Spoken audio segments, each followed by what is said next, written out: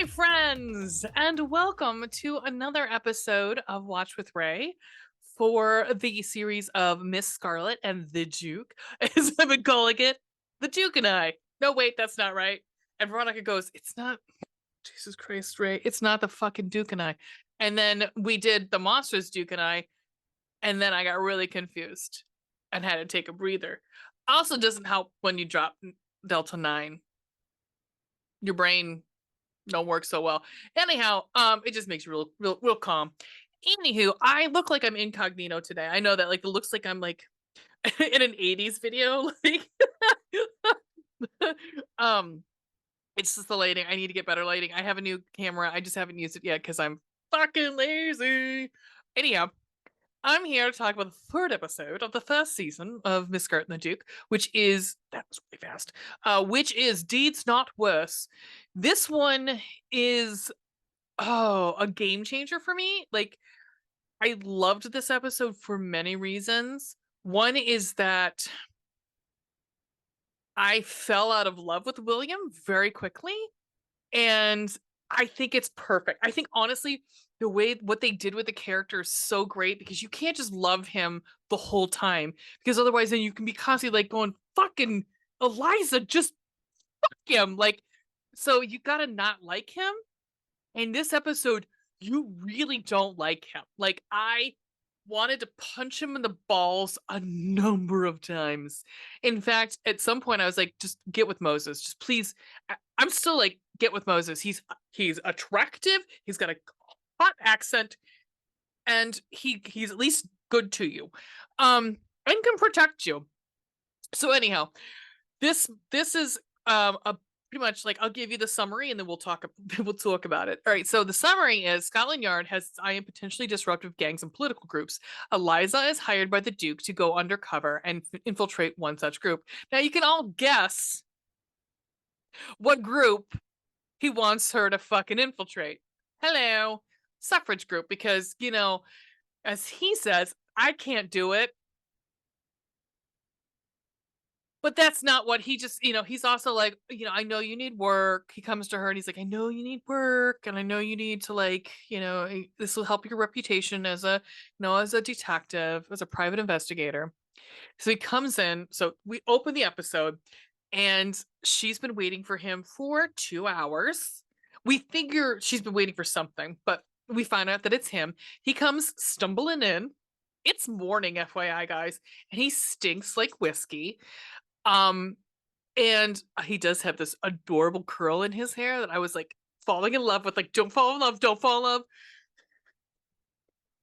love. And but then I quickly fell out of love with him. Very hi. I fall in love with this little boy. I know, get down. Um, but he gets closer to Eliza's desk and she's just like, oh, like so I mean, also guys, think about the hygiene at this time because luckily we do have running water at this point and for the most part indoor plumbing for the most part. Oh, in most this is what we did put a we finally got a date. It's around 1870. So that's where we're at. Around there somewhat. Um so there's indoor plumbing at this point, but at the same time like not everybody was as hygienic. So you have that. Plus, he has been up all night drinking, probably doing opium, and whoring. So and I'm using that as a verb because every historical romance uses as a fucking verb. So he's been whoring. Um, and so he's been doing that all night. So I'm sure he stinks like a, a cocktail of disgusting, a cocktail of blah. Um, you smell like gonorrhea. Cool. So he's like, I want you to infiltrate this suffragette group. And she's like, okay. One thing I do love about this show is that Eliza is wearing the same fucking costume. So these past 3 episodes, she's wearing that fucking blue dress we all love. But what I love about it is because she wouldn't have that many goddamn dresses. Like she wouldn't. As middle class person, she'd have a good number of dresses. She might have 10 nice dresses. And who knows? She might have had to sold some to pay rent. Well, yeah, rent on the house. So it's not surprising to me that we see her in the same, and it's wool. So it's not like it is, what do they call it? What do they call it here where it's like fast fashion? So it's not like fast fashion where you're gonna like turn through and a hole and all of a sudden you're like, okay, I can't mend this, so I guess I just recycle, throw it. I don't know. Do I put it in the do I put it in the garbage can? Do I light it on fire? I don't know what I'm doing with this. Um there's probably chemicals. Don't light it on fire. And so I love the consistency of that. That like we don't need to, because this is a television show. We just doesn't need to be in a new beautiful costume every time. It would be, we'd all bitch about it. I remember, like when Sex and the City was out, like everyone bitched about Carrie Bradshaw, and rightfully so. Carrie Bradshaw's fucking apartment in New York City and her clothes and her Manolo Blahniks. Like, there's no goddamn way that a journalist is making that much money. A single journalist is making that much money to live and to buy fucking designer shoes and clothes. Fuck you, fuck you. Anyhow, um, as William's like, I really need this job. She's conflicted because as she tells Ivy, she's like, I believe in suffrage, obviously, because I'm a lady and I have my own business. At the same time, I also believe in the rule of law. So if they're doing something that's against the law, I I have to take steps to make sure that they're brought to justice. Um, and she infiltrates this meeting. It's like this small group of, I don't know, maybe 9 women, all middle class to like, you know upper class women, married ladies. And she has this whole cover story. She's like, I'm Mrs. I can't read. Did I write? I don't think I wrote down what her actually her name that she posed, she picked for it, she posed as. But she had a whole exterior, like a scenario in her mind, which she was going to go in as. And so this is where I said we get a time code. She goes into the meeting. It's pretty much like there's mostly like lower upper class, like middle class, but then there's like just top tier. It's horrible to say, but this is where we really start seeing the different class system in England. So we are starting to see like the not like real super bouge, like kind of like the lower lower end of the period of the gentry. And we I'm trying to see if there was like, yeah, I guess so you would say like you had the nobility and then you had the gentry underneath it. So you could say the peerage. Um so this is like, higher, like lower mid gentry, like right before the working class or the middle class grouping of people. And so all of them are married women. And so when I know I say so a lot, bear with me guys. It is my filler word. Um Eliza has her story straight. She goes into the meeting. We learn that it's like it has to be 1870 because at this point the married woman's property law is going up before Parliament, which was the 1870. It could be around the, I don't know how long it was in before it actually passed, but it passed in 1870. So I'm going to guess that and since the Princess Charlotte went down in 1856, I'm going to guess that it's probably in the 1860s, probably late 1860s, if not close to 1870, because we don't know if they actually did pass. We aren't told at the end of this episode. Um, but they're talking about the property rights for married women, so that like women who, because I'm sure those of you who are historical romance readers know that women could not own property.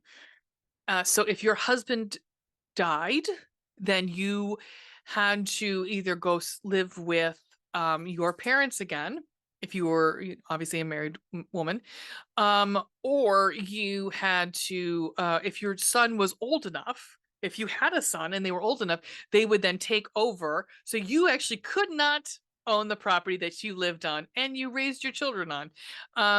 One thing I will say for Bridgerton season 2, which I fucking hated, um, I will say there is a very heartbreaking, but very true to what probably would have happened, scene where um Violet is having Mrs. Mama Bridgerton is having, I would assume, Hyacinth. I think it's Hyacinth, maybe. And she's, I think, breech. And they doctor won't even speak to Violet because Mr. Bridgerton had already passed. And he goes to um uh Anthony, and he's like, "What do you want me to do with you about your mom?" He's like, I'm literally 17 years old, so if she wants I have no say in this. You do what the lady says to do. Like, because the doctor's like, you tell me if, like, who to save. Do you save the baby or do you save the mom? Like, that's just how it was. And it wasn't as bad here, luckily. We, there were it wasn't great, but it was a little bit better, luckily, because women could, when we had that land grab out to, like, to the west, women could own land at that point. So it just sucked in general to be a lady. It sucked to have lady parts at that fucking point. We're still fucking property. So anyhow, I digress. Holy shit, I don't want this to be longer than the goddamn episode. Anyhow, while in the meeting, she gets arrested again. This woman gets arrested all the time because she ends up slapping uh uh detective, I think it's, PC. So uh PC Honeychurch comes in, and he's like, you need to, pretty much tells, like, all the ladies, you need to move your cart carriages, kind of like move along, because the police don't want these women congregating. And so she takes him outside and she's like, obviously you recognize me. And he said, well, I thought you were one of Wellington's tarts. And so she just fucking nails him. And I'm like, you go, girl. But she gets arrested for being a tart, I guess. And it comes down to it, unfortunately. Um, and she gets mad at William because William won't defend her. And he's like, she says, you need to talk to Honeychurch, needs a reprimand. And he says, are you a woman or a detective? And I love this exchange. It was like, yes, because she says, why should there be a distinction? I would not ask you if you were a man or an inspector. And he says, that is completely different. There is a level of self control that is vital when doing this job, as he drinks a big glass of whiskey. And she says, self control. You have rouge on your collar and you reek of whiskey. And he goes, you would do well to remember who you're talking to. And she goes, how can I forget, William? You remind me so often. This was such, like, this is the epitome of their relationship right now. Like, she's getting fucking done.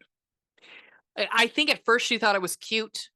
Now she's fucking done. Like, and she's keeping her mouth shut because she needs this job. I really need this job.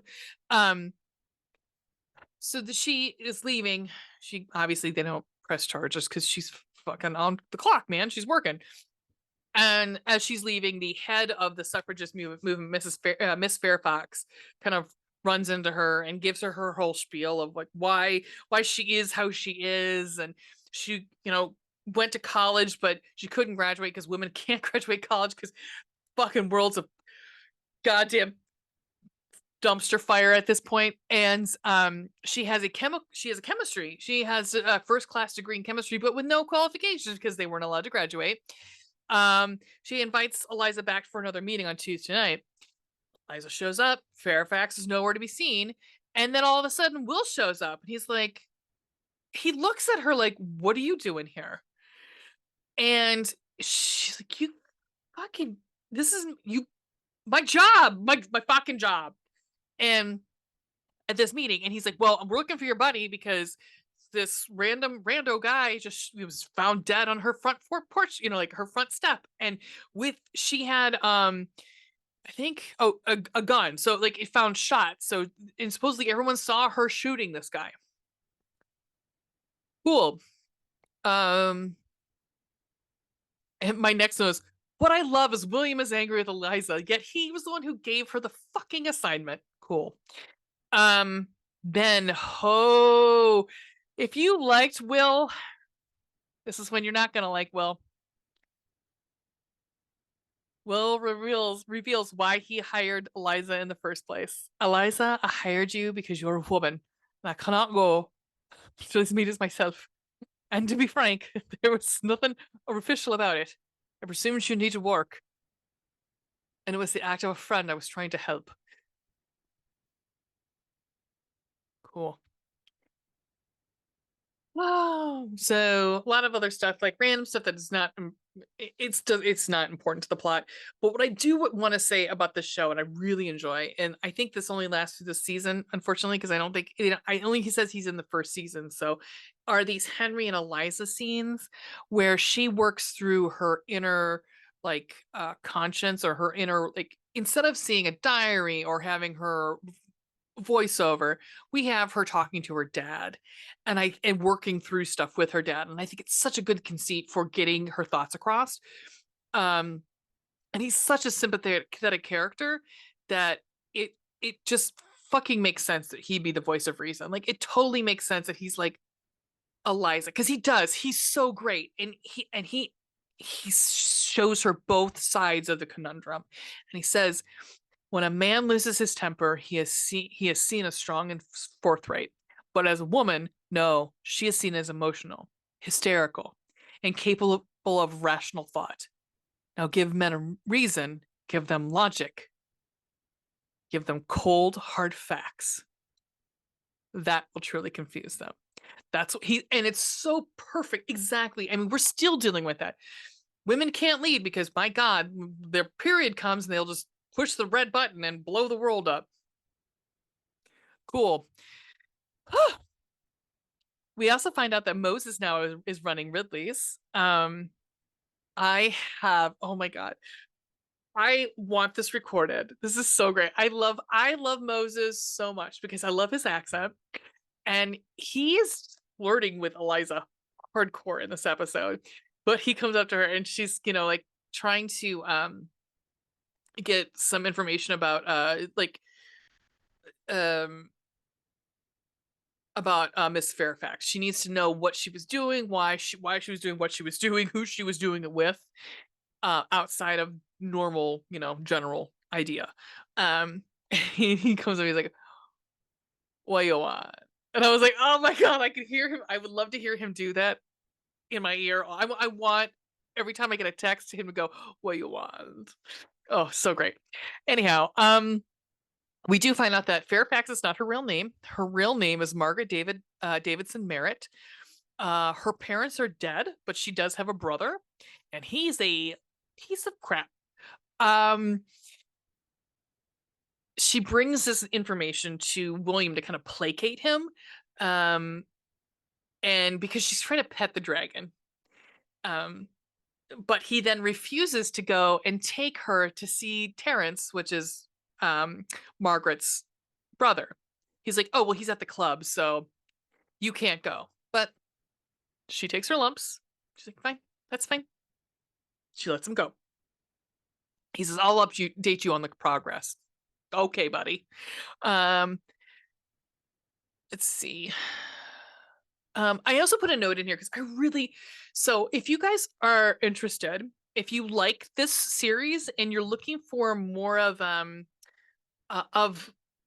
same sort of situation, but having the heroine have more of like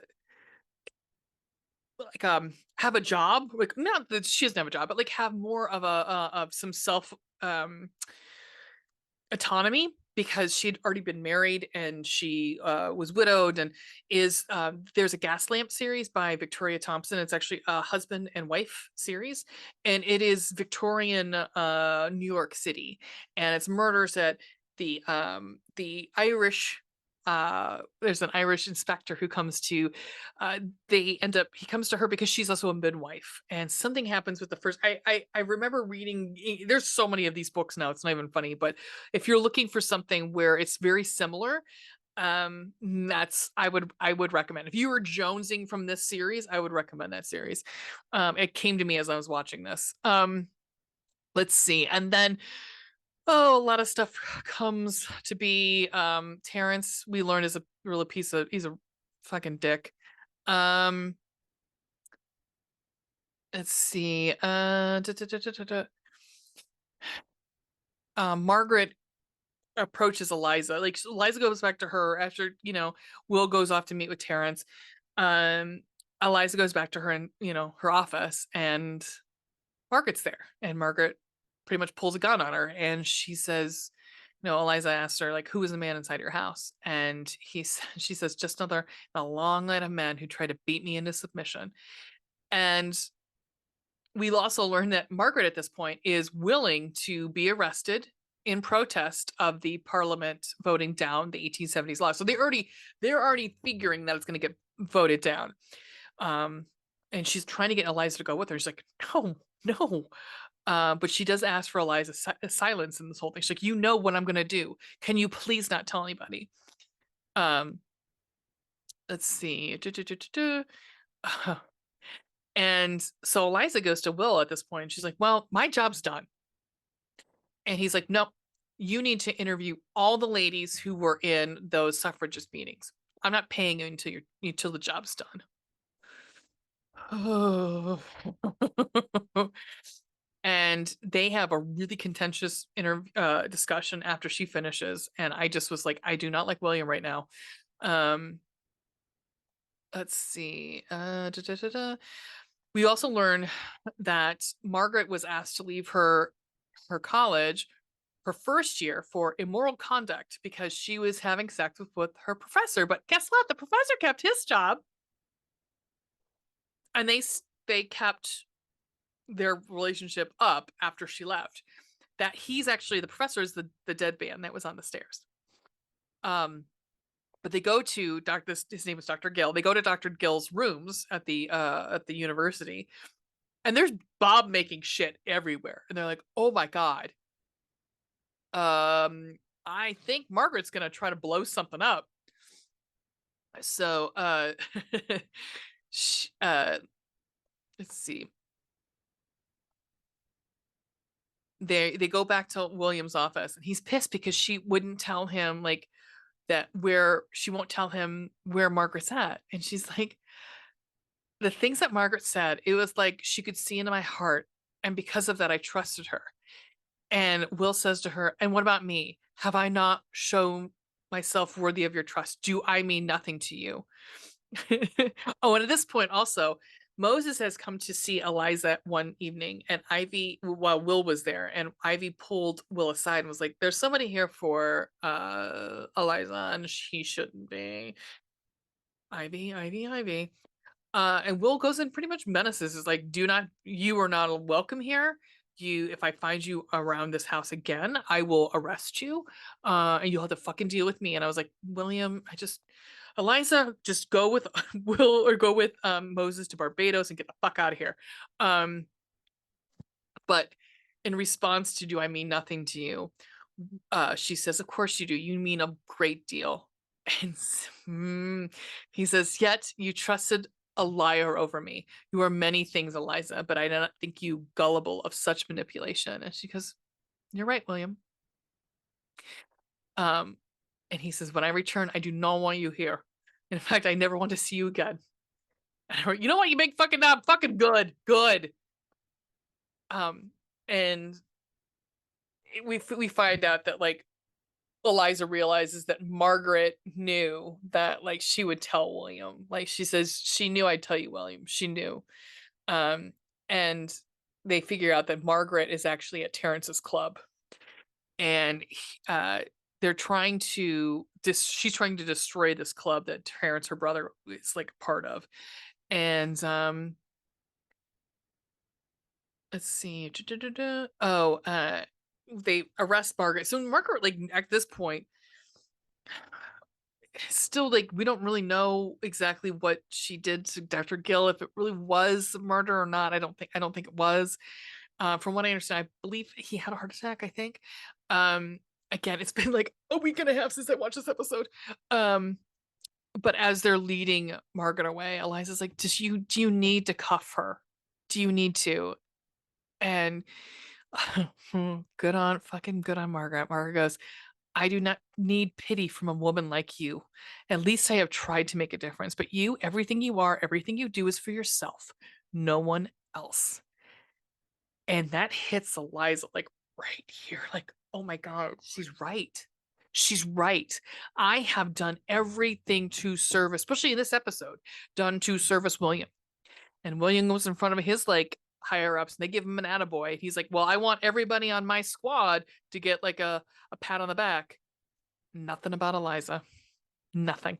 Nothing for her at all. And then we end the episode with so really honestly, the only thing that happened was they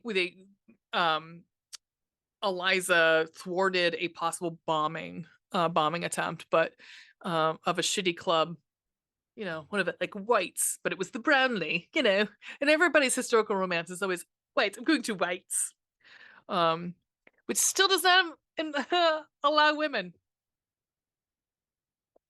But at the end of the episode, we have Lizzie teaching Ivy to read and write, which is adorable. But I'm still a little mad at Ivy about Moses. So, but he's still in the series, so I'm pretty sure Ivy gets over that.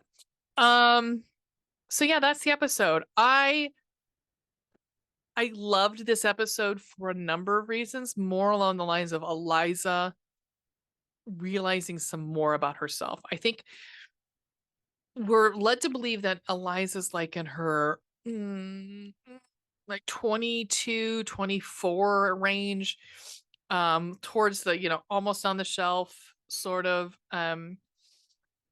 if not already on the shelf. And so like she's starting to learn about herself as a person and not just Mr. Scarlet's daughter or Wellington's tart or something along those lines. She's learning to be her own person and what she really believes in. And I really enjoyed that part of these episodes, and I think it was very important that we do start to see William in this light, because I know where we're going with this.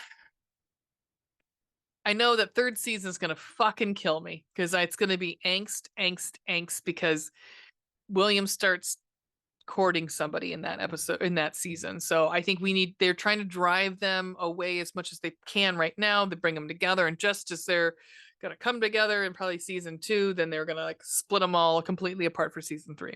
So we have some really cool things coming up too that I'm planning on outside of like when this is finished. So we got 16 more episodes to go. But I really enjoyed this episode. I'm going to give this one probably B plus, probably B plus. Minus, it's right on the fence. We have just released our let's see, where are we at now? Our Monstrous Duke and I. So it's Bridgerton with monsters. It does follow like loosely follows the Duke and I by D. St. Home.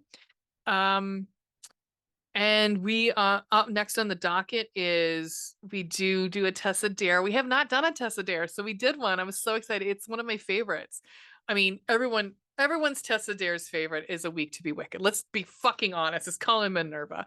But on the show, we did the Wallflower Wager, which is still not the best one in that series, because the best one in that series is the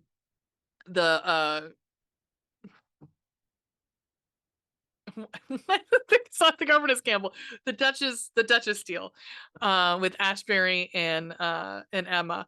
But this one's great too because it's Penny, and she's like, she loves animals. Hello, duh. So it will be out shortly. We're trying to move our schedule around because I'm going on vacation. So all right, other than that, check out our show, check out our merch. Yeah. In the next time, until then, happy reading.